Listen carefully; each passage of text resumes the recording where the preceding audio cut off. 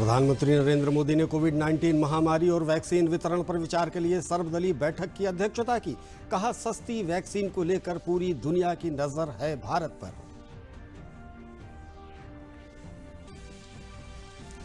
मुख्यमंत्री योगी आदित्यनाथ ने गोरखपुर में महाराणा प्रताप, महंत दिग्विजयनाथ और महंत अवैधनाथ की प्रतिमाओं का किया अनावरण। मुख्यमंत्री ने कहा, जीवन में आगे बढ़ने के लिए सकारात्मक विचार हैं जरूरी। उप मुख्यमंत्री केशव प्रसाद मौर्य ने प्रदेश में फिल्म सिटी के बनने पर रोजगार में बढ़ोतरी की उम्मीद जताई। कहा, फिल्म उद्योग पर किसी विशेष राजनीतिक दल का नहीं है अधिकार। और भारतीय नौसेना की सेवा, बलिदान और उपलब्धियों की याद के जश्न के रूप में मनाया जाता है नौसेना दिवस। भारतीय नौसेना द्वारा 1971 के भारत पाक युद्ध की में कराची नौसैनिक अड्डे को तहस नहस किए जाने की याद में भी मनाया जाता है नौसेना दिवस। नमस्कार, मैं हूं अनिल और अब इस बुलेटिन के समाचार विस्तार से। प्रधानमंत्री नरेंद्र मोदी ने कोविड-19 महामारी और वैक्सीन वितरण और देश में कोविड के बाद की स्थिति सहित अलग अलग चुनौतियों पर विचार विमर्श के लिए सर्वदलीय बैठक की आज अध्यक्षता की। वर्चुअल बैठक में संसद के दोनों सदनों के नेताओं ने हिस्सा लिया। बैठक में केंद्रीय मंत्री अमित शाह, राजनाथ सिंह और केंद्रीय स्वास्थ्य मंत्री हर्षवर्धन भी मौजूद थे। इसके अलावा कांग्रेस नेता अधीर रंजन चौधरी और गुलाम नबी आजाद, टीएमसी नेता डेरिक ओबेरॉय, एनसीपी ने शरद पवार और अन्य राजनीतिक दलों के नेता भी वर्चुअल बैठक में शामिल हुए। बैठक के बाद प्रधानमंत्री नरेंद्र मोदी ने कहा कि कोरोना वैक्सीन को लेकर राज्य सरकारों के सुझाव मिले हैं। स्वदेशी टीके को विकसित करने को लेकर वैज्ञानिक बहुत ही आश्वस्त हैं। सस्ती वैक्सीन को लेकर पूरी दुनिया की नजर भारत की ओर है।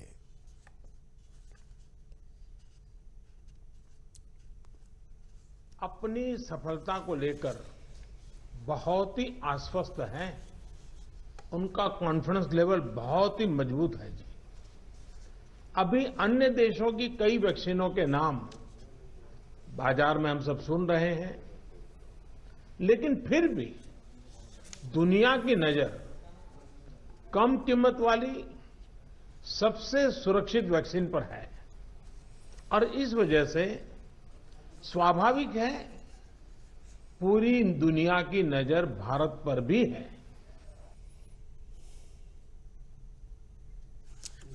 प्रधानमंत्री ने यह भी कहा कि कोरोना वैक्सीन को लेकर 8 संभावित वैक्सीन ट्रायल के अलग अलग चरणों में हैं। साथ ही उन्होंने कहा कि भारत की 3 वैक्सीनों का ट्रायल अलग अलग चरणों में इस वक्त चल रहा है।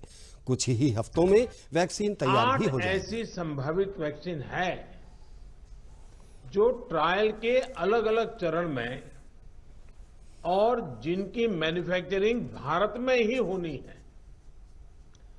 जैसा यहां चर्चा में भी बात आई, भारत की अपनी 3 अलग अलग वैक्सीन का ट्रायल अलग अलग चरणों में है। एक्सपर्ट्स ये मानकर चल रहे हैं कि अब कोरोना की वैक्सीन के लिए बहुत ज्यादा इंतजार नहीं करना पड़ेगा। माना जा रहा है कि अगले कुछ हफ्तों में कोरोना की वैक्सीन तैयार हो जाएगी। प्रधानमंत्री ने कहा कि वैज्ञानिकों की हरी झंडी मिलने के बाद टीकाकरण का अभियान शुरू कर दिया जाएगा। इसमें health care worker, frontline worker और कोरोना से जूझ रहे गंभीर मरीजों और बुजुर्ग लोगों को प्राथमिकता के आधार पर वैक्सीन दी जाएगी। वैज्ञानिकों की हरी झंडी मिलेगी, भारत में टीकाकरण अभियान शुरू कर दिया जाएगा। टीकाकरण के पहले चरण में किसे वैक्सीन लगेगी, इसे लेकर भी केंद्र सरकार राज्य सरकारों से मिले सुझावों के आधार पर काम कर रही है। इसमें प्राथमिकता कोरोना के मरीजों के इलाज में जुटे health care workers, frontline workers और जो पहले से गंभीर बीमारियों से जूझ रहे हैं वैसे बुजुर्ग लोगों को दी जाएगी। प्रधानमंत्री ने इसके साथ ही ये भी कहा कि हमारे पास टीकाकरण के लिए बहुत ही अनुभवी और बड़ा नेटवर्क है जिसका लाभ उठाया जाएगा। इसके साथ उन्होंने कहा कि कोल्ड चेन का भी लाभ उठाया जाएगा। हमारे पास टीकाकरण के लिए दुनिया का बहुत बड़ा और अनुभवी नेटवर्क भी मौजूद है। इसका पूरा लाभ उठाया जाएगा। जो कुछ अतिरिक्त कोल्ड चेन इक्विपमेंट, अन्य लॉजिस्टिक की जरूरत पड़ेगी, राज्य सरकारों की मदद से उसका भी आकलन हो रहा है। इसके बाद प्रधानमंत्री ने कोविड ऐप की चर्चा करते हुए कहा कि इस ऐप की मदद से रियल टाइम इंफॉर्मेशन मिलेगी। भारत ने एक विशेष सॉफ्टवेयर भी बनाया है, कोविन, जिसमें कोरोना वैक्सीन के लाभार्थी वैक्सीन के उपलब्ध स्टॉक और स्टोरेज से जुड़ी रियल टाइम इंफॉर्मेशन रहेगी। भारत में कोरोना वैक्सीन की रिसर्च से जुड़े दायित्व के लिए विशेष टास्क फोर्स का गठन किया गया था और वैक्सीन से जुड़े अभियान का दायित्व नेशनल एक्सपर्ट ग्रुप को दिया गया है। इसमें टेक्निकल एक्सपर्ट्स हैं, केंद्र सरकार के संबंधित मंत्रालयों और विभागों के अधिकारी हैं, प्रत्येक जोन के हिसाब से राज्य सरकारों के भी प्रतिनिधि हैं। ये नेशनल एक्सपर्ट ग्रुप राज्य सरकारों के साथ मिलकर के काम कर रहा है। देश में रोज कोविड-19 सैंपल की टेस्टिंग के रिकॉर्ड बन रहे हैं। भारतीय चिकित्सा अनुसंधान परिषद के अनुसार देश में अब तक कुल 14,47,27,749 कोरोना नमूनों की जांच हुई है, जिसमें से कल 11,70,102 कोरोना नमूनों की जांच हुई। स्वास्थ्य और परिवार कल्याण मंत्रालय के मुताबिक देश में कोरोना वायरस महामारी से संक्रमित लोगों में से अब तक 90,16,000 से ज्यादा मरीज स्वस्थ हो चुके हैं। पिछले 24 घंटों में 42,916 कोरोना मरीज ठीक हुए हैं, जिसके बाद देश में रिकवरी रेट बढ़कर अब 94.20% हो गया है। देश में कोविड से मृत्यु दर 1.45% रह गई है।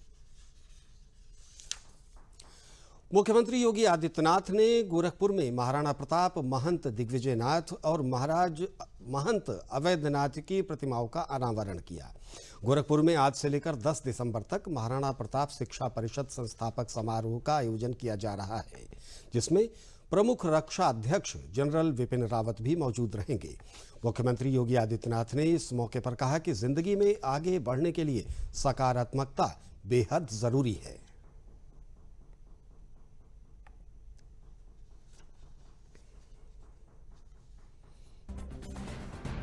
हमें याद रखना होगा कि कोई व्यक्ति बड़ा अचानक नहीं होता है, एक दिन में नहीं होता है। इसके लिए उन्हें प्रयास करना होता है। इसके लिए उन्हें कोई अपने आदर्श सामने रखने पड़ते हैं। अपने आप को सकारात्मक ऊर्जा से भरपूर करना पड़ता है। और याद रखना, नकारात्मक व्यक्ति कभी भी जीवन के उच्च शिखर पर नहीं पहुंच सकता। इस कार्यक्रम को संबोधित करते हुए प्रमुख रक्षा अध्यक्ष जनरल विपिन रावत ने कहा कि कई सदियों तक विदेशी कब्जे में रहने के कारण हमारी विचारधारा में बदलाव आया है, इसलिए हमें अपनी पहचान पर दोबारा विचार करके उसे स्थापित करने की जरूरत है। क्योंकि हमारे देश के ऊपर विदेशियों का कब्जा रहा, इसलिए हमारी जो असली संस्कृति है उसकी विचारधारा में बदलाव आया है। लेकिन इस वक्त समय आ गया है कि हम अपनी पहचान को दोबारा लौटाएं, अपनी संस्कृति पर जोर दें और अपनी शिक्षक संस्थाओं को अपनी संस्कृति के साथ जोड़कर रखें।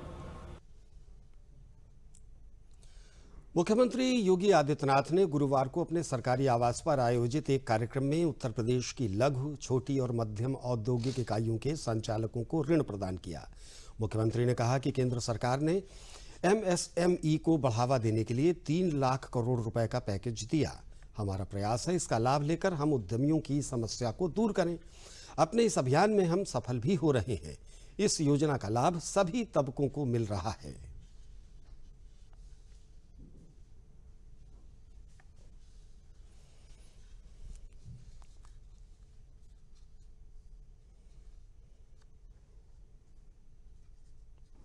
कि सूक्ष्म लघु मध्यम उद्यम विभाग ने प्रदेश में एक साथ आज 3,54,825 एमएसएमई इकाइयों को 10,390 करोड़ रुपए का ऋण यहाँ पे वितरित किया जा रहा है, जिसमें 3,24,911 नई इकाइयों को 9,074 करोड़ रुपए और प्रधानमंत्री रोजगार सृजन कार्यक्रम के अंतर्गत मुख्यमंत्री युवा स्वरोजगार योजना, एक जनपद एक उत्पाद योजना, प्रधानमंत्री मुद्रा योजना आदि के अंतर्गत जहां ये ऋण वितरित किया जा रहा है, वहीं साथ ही साथ आत्मनिर्भर भारत के अंतर्गत भी 29,914 पहले से ही स्थापित 1,316 करोड़ रुपए की योजनाओं को करोड़ रुपए की का ऋण वितरण पहले से स्थापित 29,914 इकाइयों को आज यहाँ पर वितरित किया जा रहा है। यानी कुल देखा जाए तो 3,54,825 एमएसएमई इकाइयों के लिए रुपये 10,390 करोड़ रुपए के ऋण की वितरण की एक कार्यक्रम आज ये संपन्न हो रहा है। मुख्यमंत्री ने कहा कि आप सभी लोग मिल रहे लोन का लाभ लेकर अपने काम को आगे बढ़ाने के साथ ही रोजगार के अवसर भी पैदा करें। उन्होंने कहा कि अभी तो आप लोगों को छोटा लोन मिल रहा है, आप सभी लोग अपना काम आगे बढ़ाकर समय से लोन अदा करें और आगे बड़े लोन भी प्राप्त करके उसका लाभ लें। आप सभी लोग अपने कारीगरों को ट्रेनिंग भी दिलाएं। एमएसएमई विभाग सभी की ट्रेनिंग की सुविधा दे रहा है, कार्य विस्तार के साथ रोजगार के अवसर प्रदान करें। एक जनपद एक उत्पाद के तहत इस वित्तीय वर्ष में 16,000 से अधिक प्रशिक्षणार्थियों को कौशल उन्नयन हेतु प्रशिक्षित किया जा चुका है। आज 5,000 प्रशिक्षणार्थियों को उनके परंपरागत कारीगरी, हस्तशिल्प या फिर व्यवसाय से संबंधित टूल किट का वितरण का कार्यक्रम भी यहाँ पर संपन्न हो रहा है। यह tool kits handloom, handicraft, textile, metal शिल्प, खाद्य प्रसंस्करण, पॉटरी आदि से संबंधित है। ये सभी कार्यक्रम प्रदेश के अंदर इस अवसर पर मुख्यमंत्री योगी आदित्यनाथ को एक नई गति देने के लिए, प्रत्येक नागरिक के जीवन में खुशहाली लाने के लिए और आत्मनिर्भर भारत की आदरणीय प्रधानमंत्री जी की परिकल्पना को साकार करने की दिशा में प्रदेश सरकार के द्वारा उठाए गए कार्यक्रमों का यह हिस्सा है। इस अवसर पर मुख्यमंत्री योगी आदित्यनाथ ने सरकारी आवास पर कुछ उद्यमियों को ऋण वितरण पत्र और एक जिला एक उत्पाद योजना के प्रशिक्षणार्थियों को टूल किट भी वितरित की। इसके तहत कुल 3,54,825 इकाइयों को 10,390 करोड़ रुपए का ऋण उपलब्ध कराया गया। इसमें 3,24,911 नई एमएसएमई इकाइयों को 9,074 करोड़ रुपए और पहले से स्थापित 29,914 इकाइयों को आत्मनिर्भर भारत योजना में 1,316 करोड़ रुपए का ऋण वितरित किया गया। प्रयागराज पहुंचे उप मुख्यमंत्री केशव प्रसाद मौर्य ने पूर्व राज्यसभा सांसद चौधरी चुन्नीलाल की पुण्यतिथि पर उनके चित्र पर पुष्प अर्पित किए। इस कार्यक्रम में केशव मौर्य ने कहा कि चौधरी चुन्नीलाल जमीन से जुड़े नेता थे। इस अवसर पर उन्होंने कहा कि प्रयागराज और कौशाम्बी को जोड़ने वाली 1,000 करोड़ रुपए की लागत से बन रही सड़क का नामकरण चौधरी चुन्नीलाल के नाम से ही होगा। उन्होंने कहा कि प्रधानमंत्री किसानों के साथ हैं और उत्तर प्रदेश के किसान भी सरकार के साथ हैं। उन्होंने प्रदेश में फिल्म सिटी के बनने से रोजगार में बढ़ोतरी की उम्मीद जताई। उप मुख्यमंत्री ने कहा, फिल्म उद्योग पर किसी विशेष राजनीतिक दल का अधिकार नहीं है और जहां पर भी फिल्म के लिए संभावनाएं होंगी वहीं फिल्म सिटी विकसित हो जाएगी। श्री उद्धव ठाकरे जी को यह मैं बताना चाह रहा हूं, न मुंबई शिवसेना की है, महाराष्ट्र शिवसेना का है और न उत्तर प्रदेश शिवसेना का है या कांग्रेस का है, न एनसीपी का है। अगर नोएडा में फिल्म सिटी बन रही है तो मेरे ये समझ में नहीं आ रहा कि उद्धव जी के पेट में दर्द क्यों हो रहा है। नोएडा की फिल्म सिटी इसलिए बना रहे हैं कि उत्तर प्रदेश के अंदर प्रतिभाएं हैं और उनको अलग अलग स्थानों पर जा करके अपनी प्रतिभा को प्रकट करना पड़ता है। मुंबई फिल्म सिटी का ट्रांसफर नहीं करा रहे, हम नई फिल्म सिटी बना रहे हैं। और मैं विश्वास से कह सकता हूं कि आने वाले समय में यहाँ बॉलीवुड हो, चाहे हॉलीवुड हो, चाहे छोटे पर्दे के कलाकार हों, सबका एक विश्व स्तरीय मंच बन जाएगा और उत्तर प्रदेश में लाखों की संख्या में फिल्म के क्षेत्र में रोजगार के अवसर पैदा होंगे। और शिवसेना केवल घबरा रही है, तिलमिला रही है। और उनको यह भी मैं बताना चाहता हूं कि शिवसेना से बड़ी पार्टी महाराष्ट्र में Bharatiya Janata party. Reserve bank ने ब्याज की प्रमुख नीतिगत दरों में सर्वसम्मति से किसी तरह का बदलाव नहीं करने का फैसला किया है, जबकि ब्याज दरों को लेकर उदार रुख बरकरार रखने की बात कही है।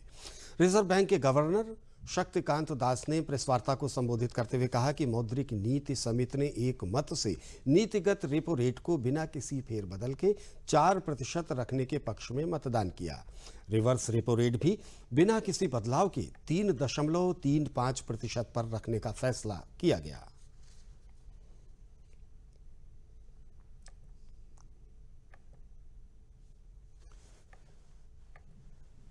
The MPC voted unanimously to leave the policy repo rate unchanged at 4%.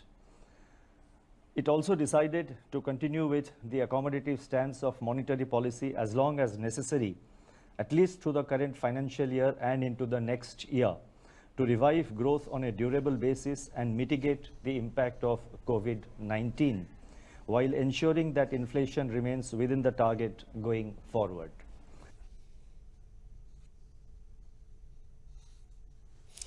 Reserve bank governor ने 2021 के लिए वास्तविक विकास दर घटकर -7.5% रहने का अनुमान जताया है। उन्होंने कहा कि गांव में बढ़ती मांग और मजबूत होने की संभावना है और साथ ही शहरी मामलों में भी तेजी देखी जाएगी।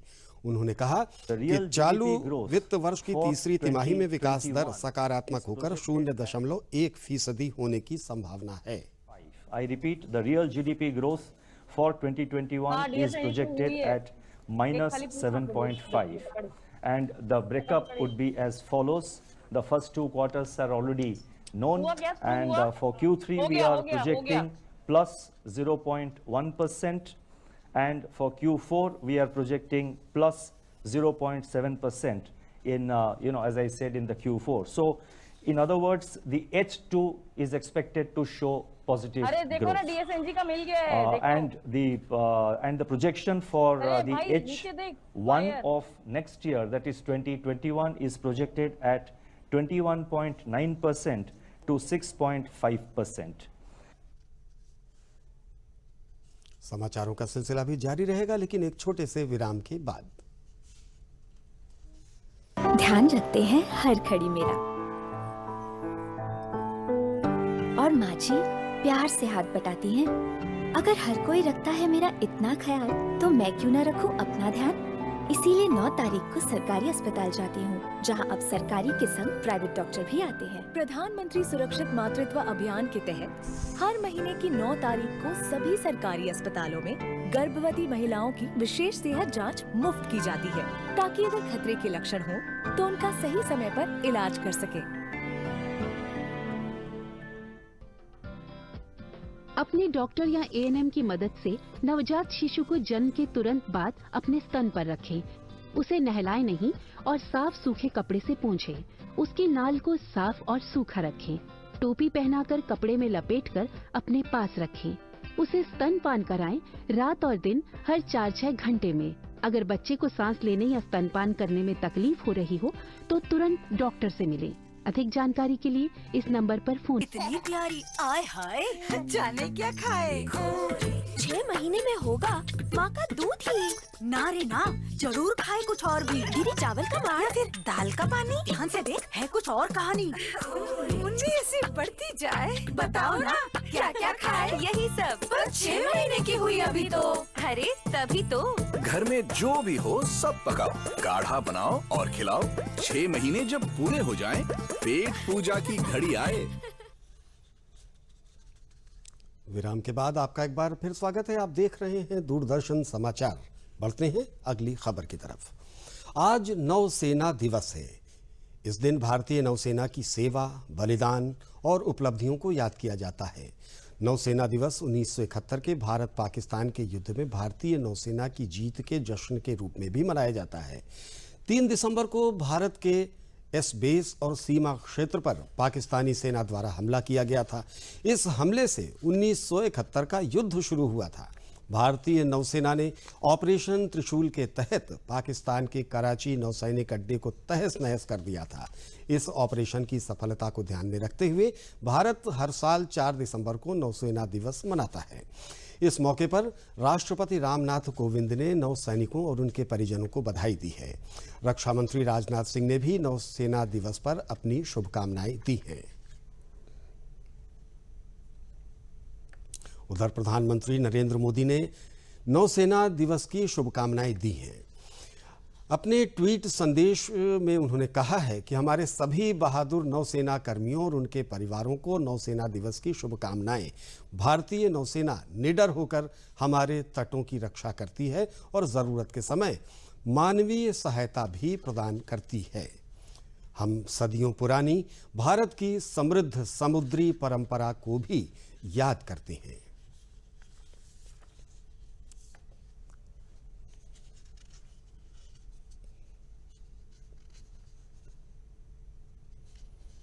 मेरे प्यारे देशवासियों, 4 दिसंबर को हम सब नेवी डे, नौसेना दिवस मनाएंगे।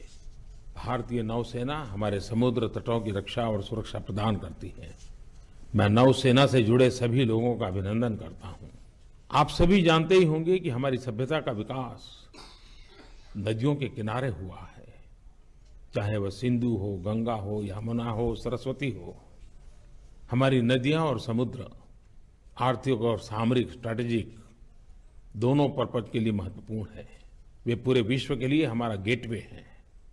इस देश का, हमारी इस भूमि का महासागरों के साथ अटूट संबंध रहा है। और जब हम इतिहास की ओर नजर करते हैं तो 800-900 साल पहले चौल वंश के समय चोल नेवी को सबसे शक्तिशाली नौसेनाओं में से एक माना जाता था। नौसेना दिवस पर नौसेना प्रमुख ने राष्ट्रीय समर स्मारक पर शहीदों को श्रद्धांजलि दी। इससे पहले एडमिरल करमवीर सिंह ने भारतीय नौसेना दिवस के अवसर पर एक संदेश साझा किया। उन्होंने कहा कि कोविड के दौरान नौसेना ने मित्र देशों की मदद की और पीएम के विजन सागर को ध्यान में रखते हुए नौसेना क्षेत्रीय समुद्री सुरक्षा के लिए खुले, समावेशी, पारदर्शी और नियम आधारित वातावरण को बढ़ावा दे रही है।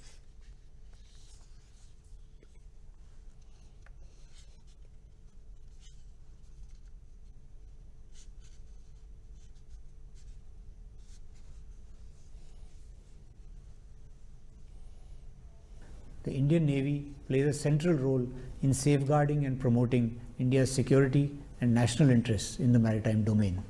This year, amidst the unprecedented challenges posed by COVID-19, the Indian Navy has remained forward deployed and combat ready, protecting and preserving India's interests at sea. In keeping with the Honorable Prime Minister's vision of Sagar, that is security and growth for all in the region, the Indian Navy has been at the forefront of cooperative engagements. The Navy's efforts have served as a bridge for collaborative partnerships in the region with like-minded nations based on a shared vision and mutual trust. केंद्रीय सूचना एवं प्रसारण मंत्री प्रकाश जावड़ेकर ने नौसेना दिवस के अवसर पर ट्वीट संदेश साझा कर कहा कि भारतीय नौसेना कर्मियों को उनके अदम्य साहस और वीरता के लिए सलाम। नौसेना दिवस पर सभी नौकर्मियों और उनके परिवारों को हार्दिक शुभकामनाएं।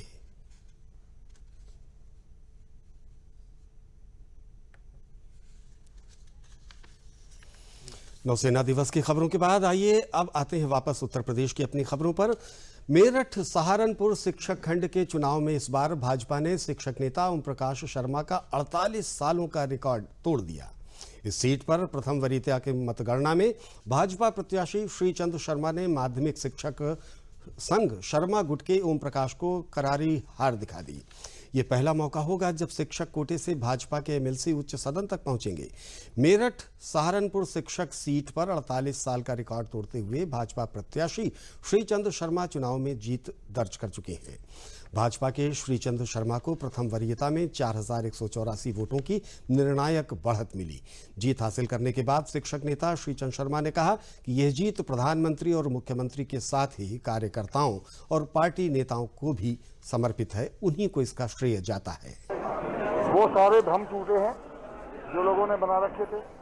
मतदाताओं ने मोदी जी और योगी जी के नेतृत्व में भरोसा जताया है और पार्टी के हमारे क्षेत्रीय अध्यक्ष जी हमारे बैठे हैं श्री मोहित बेनीवाल जी, आदरणीय सुनील बंसल जी, आदरणीय हमारे प्रदेश अध्यक्ष जी श्रीमान स्वतंत्र देव जी, इन सब ने जो रणनीति बनाई वो रणनीति कामयाब रही।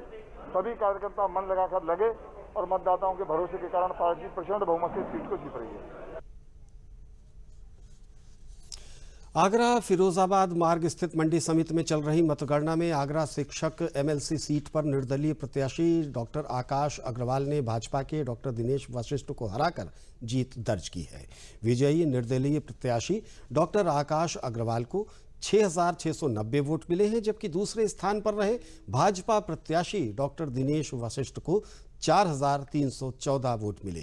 जीत दर्ज करने के बाद मीडिया से बात करते हुए नवनिर्वाचित आगरा खंड शिक्षक एमएलसी डॉक्टर आकाश अग्रवाल ने कहा कि वित्त विहीन शिक्षकों को मानदेय और शिक्षा में बिना भेदभाव के सरकारी और गैर सरकारी शिक्षा सुविधा मुहैया कराना उनकी पहली प्राथमिकता होगी।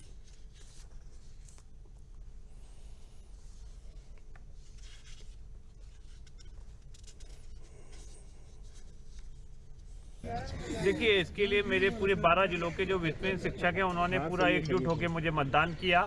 उसी के वजह से हम इतनी अभूतपूर्व सफलता प्राप्त कर सके हैं। कितने मतों से जीते हैं आप? लगभग हम जो 2200 मतों से जीते हैं हम। आपका मुझे 6690 मत मिले हैं। आपका विश्वविद्यालय के शिक्षकों को मानदेय मिले, शिक्षकों को पूर्णकालिक शिक्षक का दर्जा मिले, जो बच्चों को सरकार। और अब इस बुलेटिन के अंत में मुख्य समाचार एक बार फिर।